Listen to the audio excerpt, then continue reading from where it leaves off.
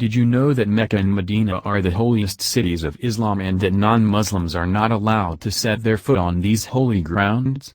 So much for your summer plans, am I right? If you carry and drink alcoholic beverages in Saudi Arabia, you're gonna get whipped.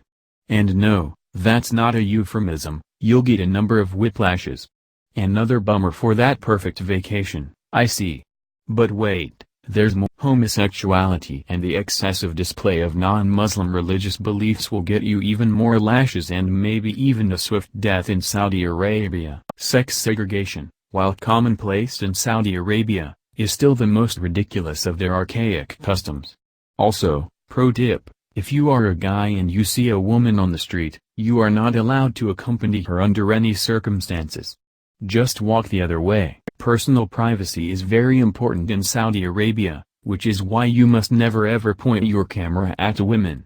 Men are cool if you take their pics, but ask first, or you'll lose a bit more than an expensive camera. Now let's address the elephant in the room. The death penalty is still commonly used in Saudi Arabia. In 2013, for example, 69 people literally lost their heads, but nowadays it seems that being a swordsman isn't as lucrative or prestigious, so they've come up with an alternative method of dealing with criminals: firing squad. Seriously, in Saudi Arabia, any form of sorcery or magic is strictly forbidden. Well, first of all, magic isn't real, so, welcome to the real world. And two, even if it were real, don't you think that you'd get more use from the magicians if they were, oh I dunno, alive? What a waste. Tipping a car onto its side wheels on a public road, driving it that way, and then climbing out and standing on top of the vehicle is what they call sidewalk skiing.